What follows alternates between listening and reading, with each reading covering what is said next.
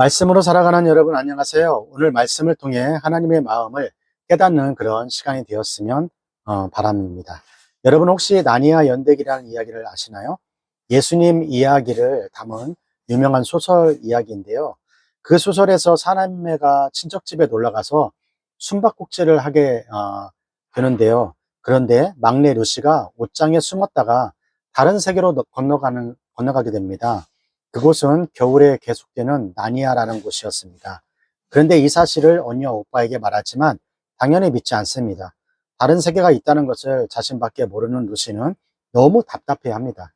그러다 어느 날 옷장 속에 들어가 사라지는 루시를 보고 따라 들어가게 되고 결국 모두가 알게 되고 그 나니아를 믿게 되게 됩니다.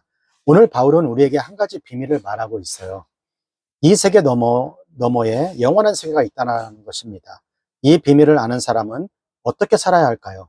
오늘 말씀의 제목은 부활의 때에 변화되는 성도들의 모습입니다. 함께 말씀을 읽어보도록 하겠습니다.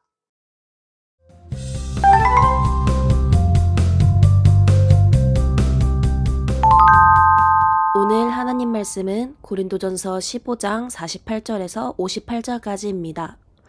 무릇 흙에 속한 자는 저 흙에 속한 자들과 같고 무릇 하늘에 속한 자는 저 하늘에 속한 자들과 같으니 우리가 흙에 속한 자의 형상을 입은 것 같이 또한 하늘에 속한 자의 형상을 입으리라.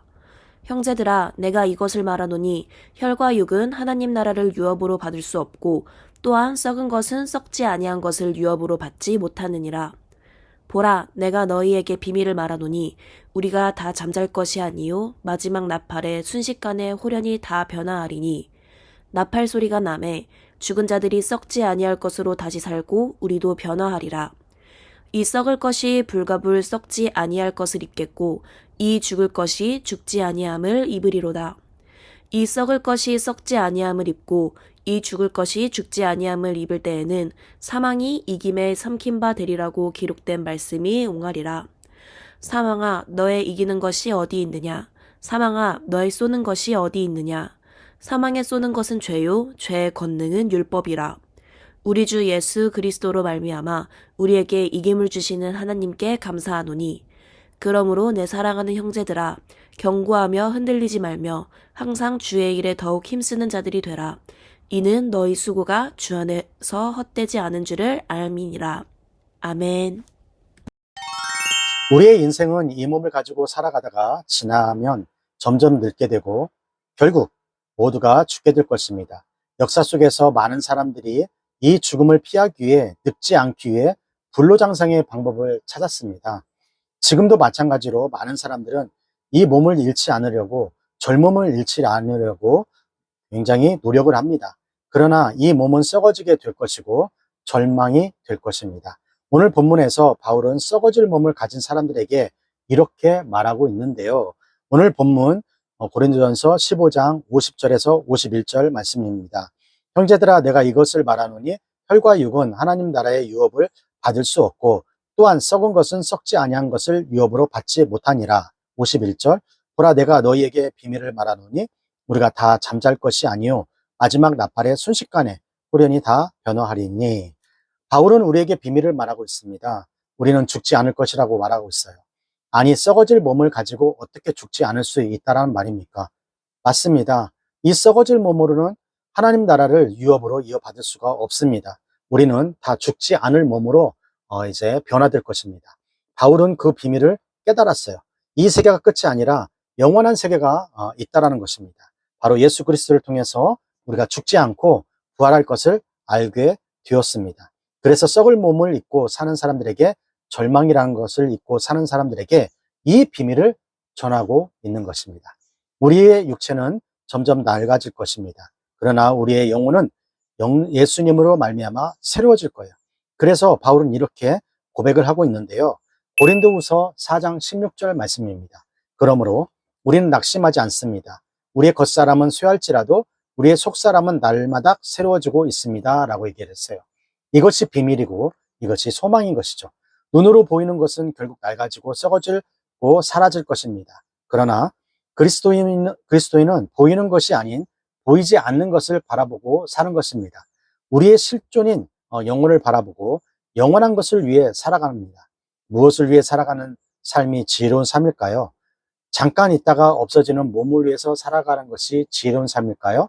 아니면 영원히 있을 영혼을 위해 살아가는 사람이 지혜로운 사람인가요? 사랑하는 여러분, 우리는 이 비밀을 꼭 기억합시다. 눈앞의 상황에 흔들리지 말기 바랍니다. 그리고 예수님으로 인해 죽지 않고 변화될 모습을 위해 영원한 우리의 생명을 위해 살아가는 여러분이 되시길 바랍니다. 마지막 나팔 소리가 날 때 죽은 사람들이 살아나며 우리도 썩지 않을 몸으로 변화하게 될 것입니다. 우리의 몸은 죽을 것이지만 죽지 않는 옷을 입게 됩니다. 고린도전서 15장 54절입니다. 이 썩을 것이 썩지 아니함을 입고 이 죽을 것이 죽지 아니함을 입을 때에는 사망이 이김이 삼킨 바 되리라고 기록된 말씀에 응하리라. 이것이 무슨 말입니까? 본래 사망이 우리를 지배하고 있어서 우리는 죽음에서 자유로울 수 없다는 것입니다. 죽음을 두려워하고 피하려고 아무리 발버둥 쳐도 결국에는 절망하게 된다는 것이죠. 그런데 그 죽은 몸이 변화되어 죽지 않을 몸을 이루게 된다는 것입니다. 이 비밀을 들은 사람들은 죽음이 두렵지 않습니다. 오히려 육체의 죽음을 기쁨으로 기다릴 수 있는 것이죠. 사망이 생명을 입은 것입니다. 더 이상 사망은 아무런 힘을 발휘할 수가 없는 거예요. 그래서 바울은 이렇게 표현합니다. 사망이 삼켜져 승리를 얻었다. 사망아, 너의 승리가 어디에 있느냐? 바로 예수님의 십자가로 인해 사망의 권세가 깨어진 것입니다. 죽을 몸이 예수님의 부활로 인해 생명의 몸을 입게 되는 것입니다. 죽음이 생명을 입게 되니 더 이상 죽음은 죽음이 아닙니다. 죽음의 두려움에서 승리하게 된 것입니다. 우리 주 예수 그리스도를 통해 승리를 주신 예수님께 감사를 드립니다. 이제 이 비밀을 안 우리는 오늘을 어떻게 살아야 될까요?